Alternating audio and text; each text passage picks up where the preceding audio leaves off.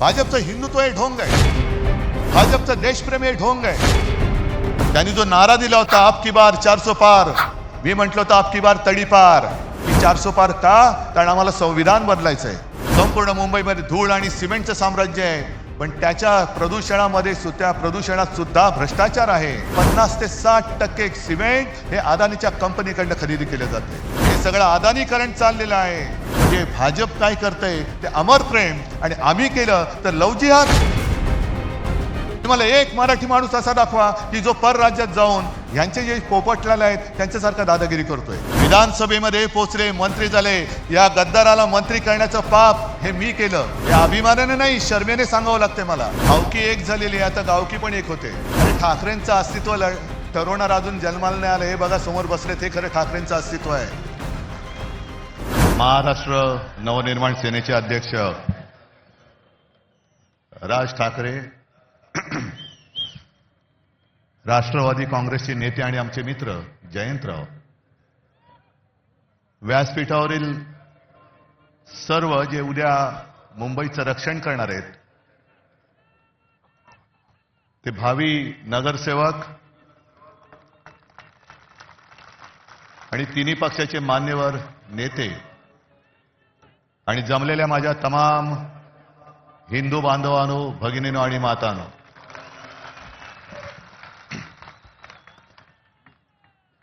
आता या पहिल्या वाक्यापासूनच उद्या चर्चा सुरू होईल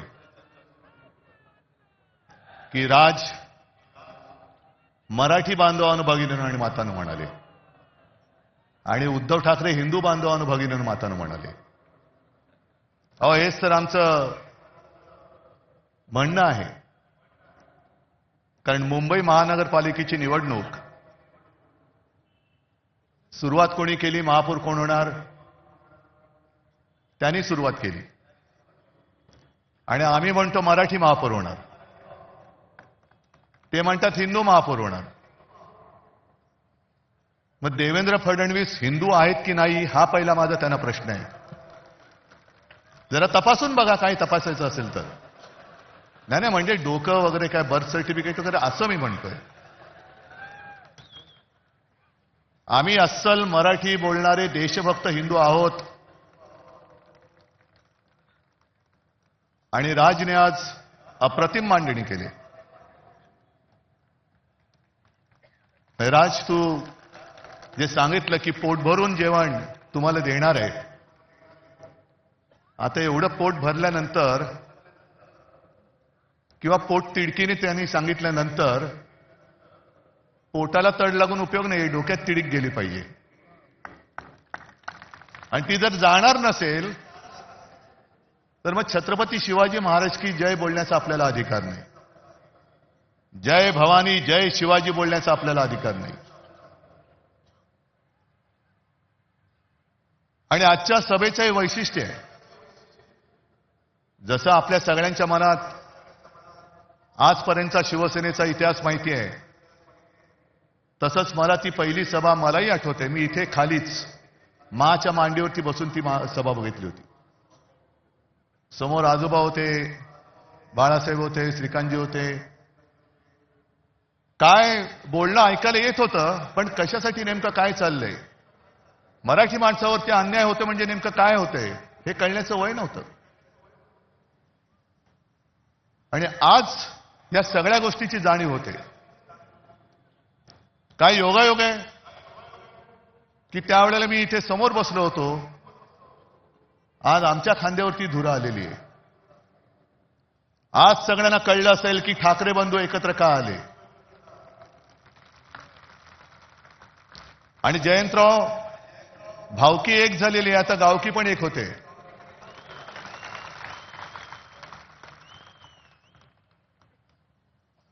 अनेक जण आतापर्यंत प्रश्न विचारत होते की ठाकरेंच्या अस्तित्वाची लढाई आहे का.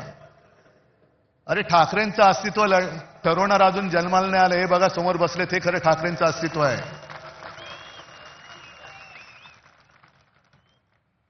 ही सगळी लाचार माकडं ही कधी वाघ नाही बनू शकत. आणि आत्ता तुमच्या लक्षात आलं असेल की शिवसेना संपवण्यामागचा यांचा डाव काय होता? का संयुक्त महाराष्ट्राच्या लढ्याच्या वेळेला आचार्य आत्रे होते, एस एम जोशी होते, डांगे होते आणि पहिले जे 5 जण सगळ्यात पुढे होते त्याच्यात आमच्या दोघांचे आजोबा प्रबोधनकार केशव सीताराम ठाकरे होते. ही आमची घराणेशाही म्हणा किंवा घराण्याची परंपरा म्हणा.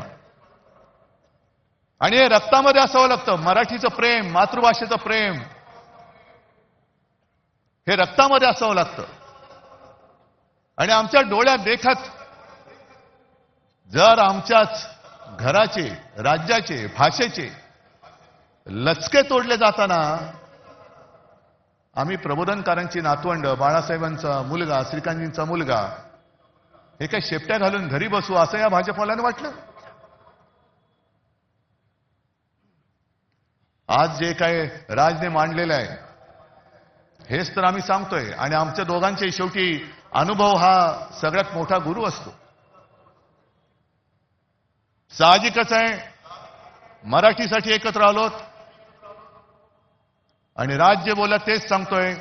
आमच्यामध्ये तसे वाद नव्हते पण ते वाद आम्ही आज गाडून टाकलेले आहेत आणि मराठी माणसासाठी, हिंदूंसाठी आणि महाराष्ट्रासाठी एक ताकद म्हणून उभे राहिलेलो. निवडणूक महापालिकेची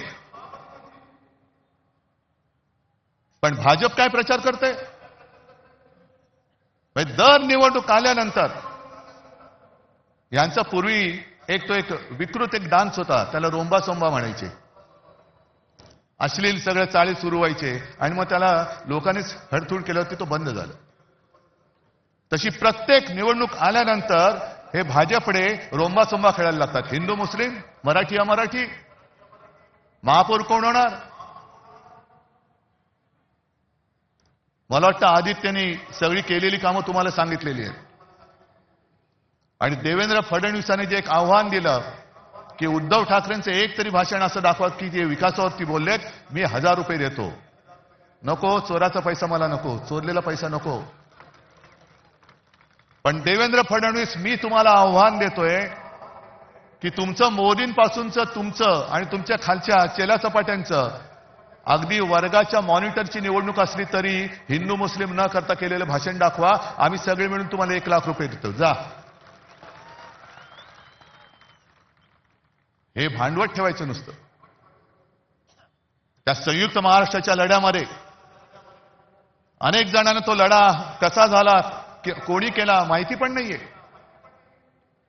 आपण 2010 साली इथे पाठी संयुक्त महाराष्ट्राच्या लढ्याचे एक दालन केले. जाऊन मुद्दामून बघा काय अवस्था यांच्या कारभारात त्याची झालेली आहे. मी अभिमानाने सांगेन की ते दालन आपण उभं करू शकलो याचं कारण मुंबई महानगरपालिका आपल्याकडे होती. पण तेव्हा सगळे मोठे नेते होते, जनसंघ त्याच्यामध्ये कुठेही नव्हता. मुळामध्ये लढणारे नाहीच. हे घरं पेटून पोळ्या भाजवणार आहेत, आगी लावायच्या, आपलीच माणसं आपल्यावरती सोडायची. रक्तपात झाला तर आपल्यामध्ये होईल, पण ते तिकडे पोळ्या भाजणार. जनसंघ कुठेही नव्हता. पण जनसंघ केव्हा घुसला मध्ये? संयुक्त महाराष्ट्र समिती जी माझ्या आजोबाने आणि सगळ्यांनी मिळून स्थापन केली होती. सगळे पक्ष हे एकत्र आले. मुंबई महाराष्ट्राला मिळालीच पाहिजे. त्याही वेळेला गुजरातचा डोळा हा मुंबईवरती होताच. द्विभाषिक राज्य होतं. आणि तुम्ही हिंदू हिंदू जे म्हणता ना, त्यावेळेला मोरारजी देसाई नावाचा नरराक्षस जो गुजरातमध्ये जन्माला होता, तोच नरराक्षस मुख्यमंत्री होता. आणि त्यांनी दिसताच क्षणी गोळ्या घाला. गोळ्या ही माणसं मारण्यासाठी दिलेली आहेत, त्याचा योग्य वापर करा हे आदेश देणारा मोरारजी देसाई हा हिंदूच होता. मरणारी मराठी माणसं होती. पण एक गोष्ट तुम्हाला मुद्दामून सांगतो की जनसंघ त्याच्यामध्ये कुठेही, म्हणजे गोळीला तुम्ही, पोळीला आम्ही.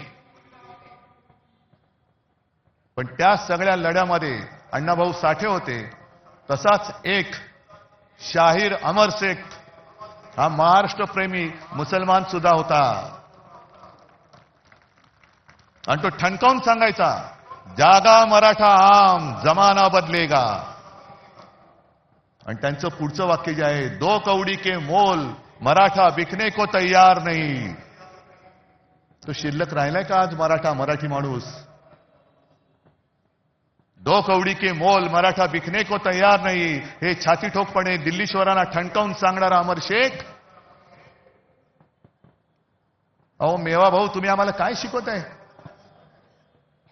हे सगळं अदानीकरण चाललेलं आहे. आमची मुंबादेवीच्या नावावरून तिचं नाव आम्ही मुंबई ठेवलं. मला आता भीती वाटते. म्हणजे भीती तर वाटत नाही, कारण तुम्ही एवढे म्हटल्यानंतर त्यांना भीती वाटली पाहिजे की मुंबईचं परत बॉम्बे करण्याचा त्यांच्या मनामध्ये डाव आहे का. आणि तो अण्णामलाई आला, त्याला मला खास धन्यवाद द्यायचे. का धन्यवाद? कारण तो नकळत बोलून गेला. भाजपच्या मनातलं जे काळं आहे तो ते बोलून गेलेलं आहे. असंच ज्या वेळेला लोकसभेच्या सुमारास त्यांनी जो नारा दिला होता, आपकी बार 400 पार, मी म्हटलं होतं आपकी बार तडीपार.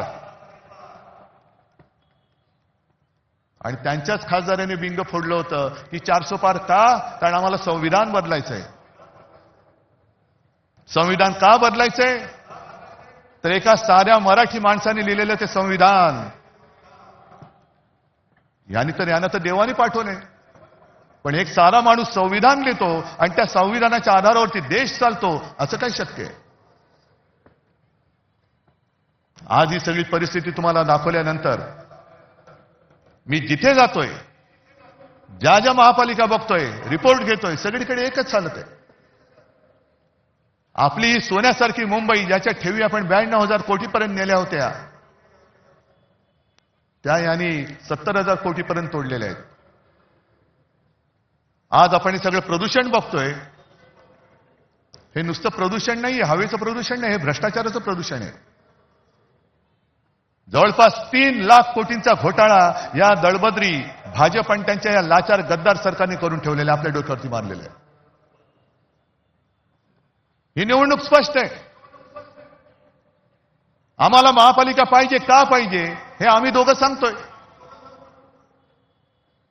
भाजपला का पाहिजे? कारण ती त्यांना अदानीच्या हातात घालायची. हा एक मुद्दा झाल्यानंतर 25 वर्षामध्ये शिवसेनेने केलेली कामं आणि गेल्या फक्त 4 वर्षामध्ये यांनी धुवून टाकलेली मुंबई, हे फक्त समोर ठेवा. आणि ज्यांना मराठीबद्दल प्रेम तर सगळ्यांना आहेच, पण जो असाच एक मतदार आहे त्यांनी प्रश्न विचारायला पाहिजे की हे खरं आहे की हे खरं आहे. आज संपूर्ण मुंबई 90% खोलून ठेवलेली आहे. म्हणजे एक ते पर्यावरण तज्ञ आहेत, केस भट मला वाटतं त्यांचं नाव, त्यांनी सांगितलं दिल्ली ही व्हेंटिलेटरवर आहे, तर मुंबई ही आयसीयू मध्ये आहे. उद्या आपण जगायचं कसं हे ठरवणारी ही निवडणूक आहे. आणि ही जी काय 90% मुंबई खोदलेली आहे, इकडून मेट्रो तिकडून मेट्रो, इकडून बोगदा तिकडून रस्ता खोदलाय, तिकडे फुटपाथ खोदलाय, चालायला जागा नाही, फिरायला जागा नाही. संपूर्ण मुंबईमध्ये धूळ आणि सिमेंटचं साम्राज्य आहे. पण त्याच्या प्रदूषणामध्ये त्या प्रदूषणात सुद्धा भ्रष्टाचार आहे. कारण या सर्व कामांसाठी जे सिमेंट वापरलं जातंय त्यातलं 50 ते 60% सिमेंट हे अदानीच्या कंपनीकडनं खरेदी केलं जातंय. तुम्ही बसा मांडत, हिंदू मुस्लिम महापौर कोण होणार, हा होणार का तो होणार, तो होणार का हा होणार. मराठी माणसांनी केवळ घाम गाळून ही मुंबई नाही मिळवली, तर रक्त सांडून मिळवलेली मुंबई. आणि आज ते मोठे कोणी नेते राहिलेले नाहीयेत. पण आमची घराण्याची परंपरा म्हणून, एक आमचं कर्तव्य म्हणून आम्ही तुमच्यासारख्या सगळ्या सैनिकांच्या साथीने हे आक्रमण परतवण्यासाठी उभे राहिलेलो आहोत. आमच्यासोबत येणार आहात की नाही हे ज्याचं त्यांनी ठरवायचं आहे. ही काही पहिली निवडणूक नाहीये. शिवसेनेला तर यावर्षी 60 वर्ष होतील. अनेक निवडणुका आल्या आणि अनेक निवडणुका झाल्या. काही शिवसेना जिंकली, काही शिवसेना हरली. भारतीय जनता पक्षाबरोबर युती झाली, हिंदुत्वासाठी केली.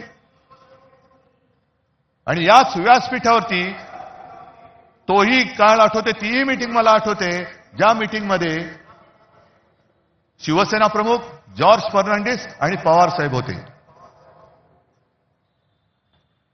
युत्या होतात, आघाड्या होतात, मतभेद होतात, लोक दूर जातात. आता नितीश कुमारचं उदाहरण बघितल्यानंतर मला भारतीय जनता पक्षाला हेच प्रश्न विचारायचे आहेत की तुम्हाला हिंदुत्ववादी असलेली शिवसेना का नको, याचं उत्तर आज आम्हाला मिळते. तुम्हाला मुफ्ती मेहबूबा मुफ्ती चालते. संघ मुक्त भारत म्हणजे संघ नको म्हणणारा नितीश कुमार चालतो. मोदींना अतिरेकी म्हणणारे चंद्रबाबू चालतात. पण शिवसेना नको. याचं कारण जोपर्यंत शिवसेना आहे तोपर्यंत तुम्हाला मुंबईचा घास गिळता येणार नाही, हे फक्त माहिती आहे, म्हणून तुम्हाला शिवसेना नकोय. कारण आघाड्या तुटतात मी म्हटलं ना, पण पक्ष संपवण्याचा हा विकृतपणा हा शिवसेनेबरोबर त्यांनी पहिल्यांदा केलेला आहे. आणि महाराष्ट्राच्या ज्या दोन शक्ती, अरे तुमचा कुठला बँडवाले आहात तुम्ही, नुसता मोदींचे बँडवाले तुम्ही, आमचा ब्रँड संपवला निघालात. आज ठाकरे तर आम्ही आहोत, एकच आहोत, पण पवार साहेब सुद्धा आमच्या सोबत आहेत. ज्या पवार साहेबांनी देशामध्ये सुद्धा एक मोठं काम केलेलं आहे, म्हणून ही दोन नावं पुसून टाकायची. हे एकदा संपले का मराठी माणूस उभाच राहू शकत नाही. पण त्यांना अजून कळलेलं नाहीये, मराठी माणूस सहनशील आहे, दयावान आहे. पण कोण जर का अंगावर आला तर शिवसेना प्रमुखांची शिकवण आम्हाला आहे, एक तर कोणावरती वार करू नका, पण जर अंगावर कोण हात उगारला तर तो हात जागेवर ठेवू नका. आम्ही कोणाला घाबरवण्यासाठी युती केलेली नाहीये. आम्ही कोणाचं काही हिसकावून घेण्यासाठी युती केलेली नाहीये. पण आमच्याच घरामध्ये येऊन जे दादागिरी करतायत त्यांच्या विरुद्ध आम्ही आवाज नाही उठवायचा तर काय लेंड्या टाकायच्या. आणि मला एक मराठी माणूस असा दाखवा की जो परराज्यात जाऊन ह्यांचे जे पोपटलाल आहेत त्यांच्यासारखा दादागिरी करतोय. एक माणूस दाखवा, उभा चिरून टाकतील त्याला. पण मराठी माणसाला जो एक काही दुईचा शाप आहे, हे शिवतीर्थ आहे. आज आपण शपथ घेतली पाहिजे की त्या दुईच्या शापाला सुद्धा आपण कायमचं गाडून टाकू. शिवरायाच्या साक्षीने शपथ घेतली पाहिजे. नाहीतर औरंगजेबाचं ते वाक्य शिवसेना प्रमुखांनी सांगितलेलं ना की या पहाडी मुलखात पराक्रम मुळामध्ये शिकवावंच लागत नाही. हे मराठे या पहाडी मुलखात तमाम दुनियेला भारी आहेत, यांना पराक्रम शिकवावं लागत नाही. पण दुहीचं बीज इकडे खडकावर जरी भिरकावलं तरी एवढं रुजतं, फोफावतं की पाहता पाहता तमाम दौलत तबाह करून टाकतं. हा दुहीचा शाप गाडून टाकायचा आहे. आणि भारतीय जनता पक्ष, मला कालच्या मुलाखतीत प्रश्न विचारला, तुम्ही वडिलांकडनं काय शिकलात? म्हटलं मी वडिलांकडनं त्याने जे त्यांच्या वडिलांनी शिकवलेलं तेच मी शिकलोय. म्हणजे काय? म्हटलं ढोंगावरती लाथ मार. मी ढोंगावरती लाथ मारतोय, भाजपच्या ढोंगावरती लाथ मारतोय. शब्द नीट ऐका, ढोंगावरती. कारण भाजपचं हे ढोंग आहे, भाजपचं हिंदुत्व हे ढोंग आहे, भाजपचं देशप्रेम हे ढोंग आहे. त्या काश्मीरमध्ये पहलगाममध्ये हल्ला झाल्यानंतर अनेक माता भगिनींचा सिंदूर पुसला गेला. त्या सिंदूरची यात्रा. बरं हल्ला कोणी केला? पाकिस्तान. मग ऑपरेशन सिंदूर. आणि थोडे दिवस गेल्यानंतर जो पाकिस्तान आपल्या देशामध्ये अतिरेकी घुसवतोय त्या पाकिस्तान बरोबर निर्लज्जपणे क्रिकेट खेळायला या शहांचे चिरंजीव पुढे. हे यांचं देशप्रेम. राज तू जे सांगितलं अकोटमध्ये MIM बरोबर युती, अंबरनाथमध्ये, म्हणजे तिकडे तर कमाल झाली. उद्धव ठाकरेंनी जर काँग्रेस बरोबर आघाडी केली तर उद्धव ठाकरेंनी हिंदुत्व सोडलं. मग देवेंद्र फडणवीस अमरनाथमध्ये तुमचं काय असं होतं की जे तुम्ही सोडू शकलात? काय सोडलं तुम्ही? बरं, मोदींच्या घरी लहान असताना ईदच्या दिवशी आजूबाजूच्या मुस्लिम कुटुंबियांकडनं जेवण यायचं, चांगली गोष्ट आहे. सौगाते मोदी तुम्ही वाटणार, पण आम्ही जरा कुठे काय खुट केलं, आम्ही जर अमर शेखची आठवण काढली तर आम्ही हिंदुत्व सोडलं. काँग्रेस बरोबर हात मिळवला, आम्ही हिंदुत्व सोडलं. म्हणजे भाजप काय करतंय ते अमर प्रेम, आणि आम्ही केलं तर लवजिहाद. हे ढोंग आहे. आणि काल मी संभाजीनगरला गेलो होतो. मला हिंदू मुस्लिम किंवा या जातीपातीच्या राजकारणात ही निवडणूक न्यायची नाहीये. माझं आज सुद्धा देवेंद्र फडणवीसांना दुसरं एक आव्हान आहे की तुम्ही आज माझ्या व्यासपीठावरती या, आपण दोघं मिळून, माझी पण गरज नाही पाहिजे, आदित्यला सांगतो मुद्द्याचं बोला.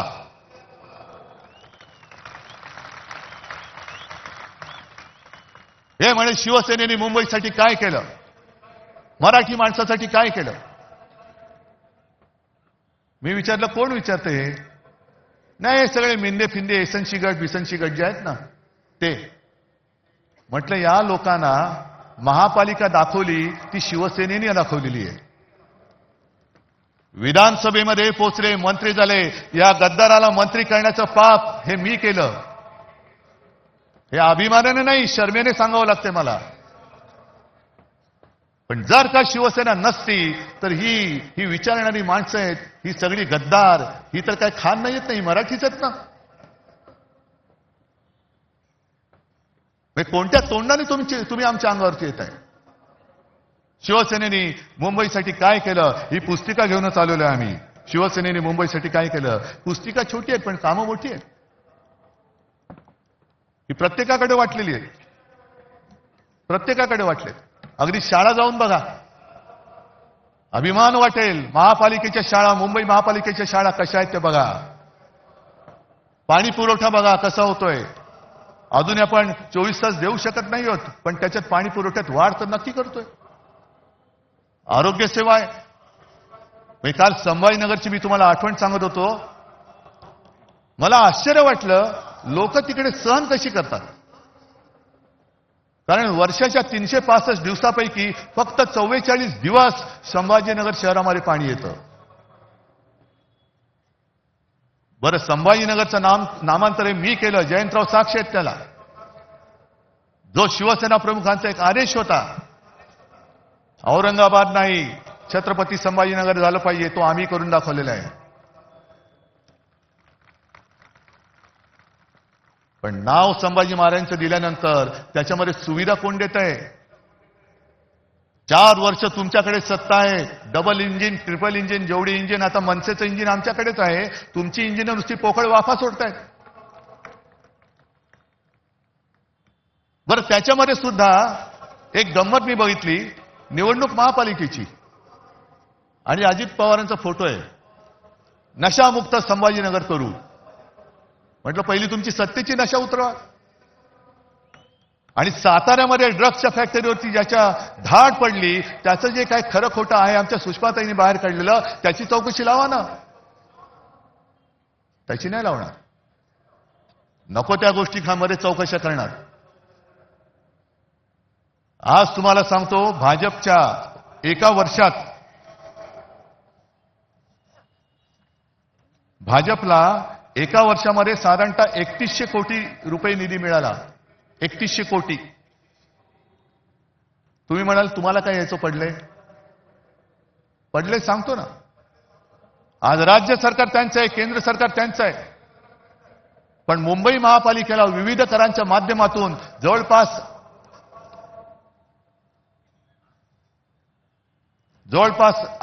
10,900 कोटी. 10,900 कोटी म्हणजे किती झाले? 11,000 कोटींची थकबाकी येणं बाकी आहे. यांच्या तिजोऱ्या भरतायत, माझ्या मुंबईची लुटतायत. तिकडे गणेश नाईक बॉम्ब मारतायत, नवी मुंबईची तिजोरी खाली झाली.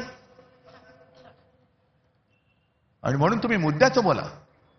आज आम्ही जे सांगतोय की आम्ही एवढ्या मुलांना मोफत शिक्षण देतोय, 8 भाषांमध्ये विविध शाळांमधनं शिक्षण देतोय, आधुनिक तंत्रज्ञानाने मुलांना शिकवतोय, या ना समोर या आणि एक शहर तुमच्या राज्यातलं असं दाखवा की भाजप शासित शहर आहे ते मुंबईच्या बरोबरीने येऊ शकेल. दाखवून द्या, मी काही हरायला तयार आहे.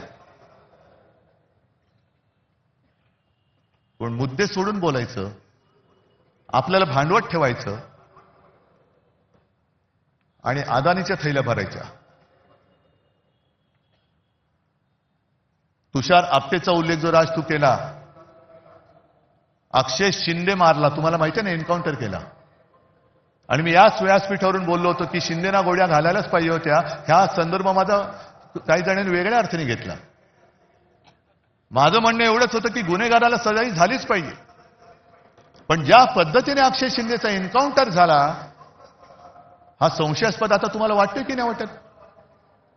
कारण जर का अक्षय शिंदे जिवंत असता आणि त्यांनी कदाचित या सहआरोपी असलेल्या तुषार आपटेबद्दल माहिती दिली असती तर कोण फासावर गेला असता. पण हे पुरावे मारून टाकायचे. आणि तुषार आपटेनी तिथे बदलापूरमध्ये पक्षाचं काम चांगलं केलं म्हणून या विकृताला त्यांनी स्वीकृत नगरसेवक केला. ही सगळी बजबजपुरी झालेली आहे. आम्हाला तो भाजप एक काही काळ थोडासा आपला वाटत होता जो राष्ट्र प्रथम म्हणत होता. आता ज्या पद्धतीने सगळे गुंड पुंड त्यांच्यामध्ये जात आहेत. नाशिकमध्ये आमच्या सोबत होता तेव्हा हा सलीम कुत्ताचा मित्र, पण सलीम कुत्ताचा मित्र भाजपात गेल्यानंतर त्याचं श्वान झालं. तिकडे प्रफुल्ल पटेलला त्यांनी घेतलं, इक्बाल मिर्चीचा साथीदार. नवाब मलिक आमच्या सोबत होते तर दाऊदचा साथीदार. आणि अजित पवारांबद्दल माझं स्पष्ट म्हणणं आहे देवेंद्र फडणवीसांना की 70,000 कोटीचे घोटाळ्याचे आरोप तुम्ही आणि मोदीजींनी त्यांच्यावरती केले. ढीगभर पुरावे तुम्ही नेऊन दिले. आता जर का केस चालू आहे असं तुम्ही म्हणताय तर पुरावे तुम्ही दिलेत, ते आता पुरावे की जाळावे कोर्टाने एवढं सांगा. आणि त्या पुराव्यामध्ये दम असेल, कारण तुम्हाला माहिती आहे तुम्ही पुरावे दिलेत, तर अजित पवारांना लाथ मारून हाकलून द्या. आणि नसेल तर अजित पवारांची जाहीर माफी मागा. कारण हेच तुमच्या चालचाली चाललेले आहेत. लोकांना बदनाम करायचं, आयुष्यातून उठवून टाकायचं, पक्षामध्ये घ्यायचं. म्हणजे भाजपची एवढी हालत वाईट झालेली आहे. निष्ठावंतांना आता काही किंमत राहिलेली नाहीये. निष्ठावंत सगळे उपऱ्यांच्या, म्हणजे आपण उपरे वेगळे आपल्या डोक्यावर बसवतात हे, पण भाजपच्या निष्ठावंतांच्या डोक्यावरती वेगळे. म्हणजे भाजपच्या ते जयंतराव तुम्हीच सांगितलं होतं ना, तसं त्यांचं झालं. आता कोणाच्या खांद्यावर कोणाचे ओझे, सगळे माखलेले, घाणीने माखलेले, लडबडलेले. ही लोक घ्यायची, निष्ठावंतांनी त्यांची लंगोट धुवायचे, सगळं साफ करायचं आणि डोक्यावरती घेऊन यांना नाचत सुटायचं. एवढंच निष्ठावंतांचं काम राहिले. ही भाजपा आम्हाला मंजूर नाहीये. आता भाजपामध्ये राष्ट्र प्रथम नव्हे तर भ्रष्टाचार प्रथम म्हणणारी भाजपा झालेली आहे.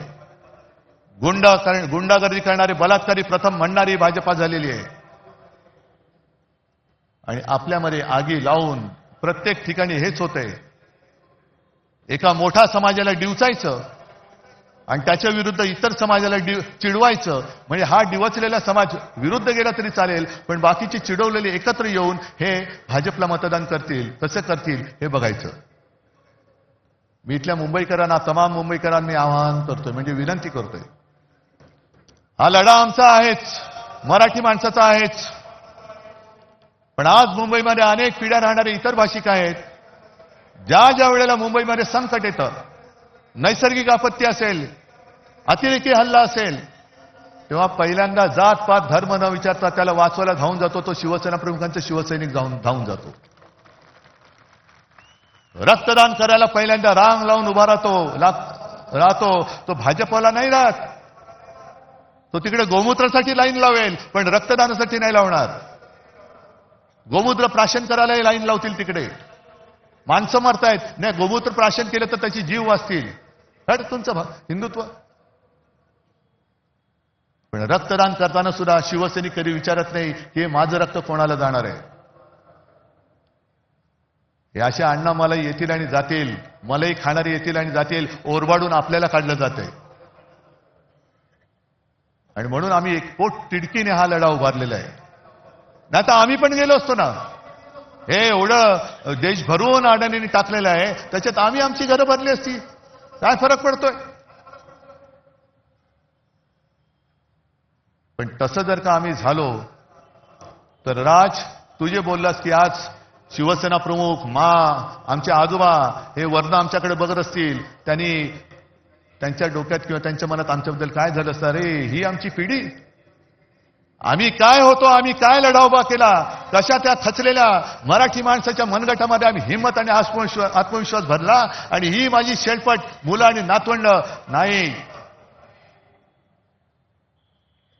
पण त्यांनी जे आणखीन सांगितले की जगायचं कसं, एकच दिवस जगा पण तो वाघाचा जगा, 100 दिवस शेळीच्या जगण्याला काही अर्थ नसतो.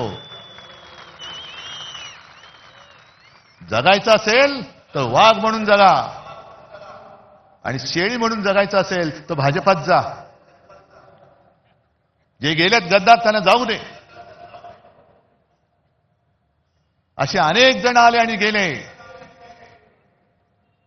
जसा अस्वलाच्या अंगावरचा एक केस उपटला तरी काय फरक पडत नाहीये, केस येतच असतात.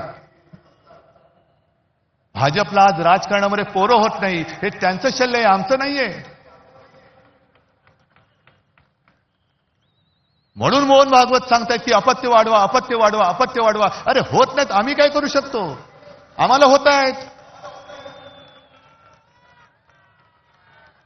तुम्हाला होत नाही. कारण मुळामध्ये जे बीज लागतं विचारांचं, ते विचारांचं बीजच भाजपमध्ये नाहीये. नेमका भाजप कशासाठी स्थापन केला गेला हेच त्यांना माहिती नाहीये. नक्की उठायचं कधी आणि बसायचं कधी हेच भाजपला माहित नाहीये. पक्ष जगणार कसा, ही आलेली सूज आहे, हा सत्तेचा माज आहे. आणि हा माज निदान एक लक्षात घ्या,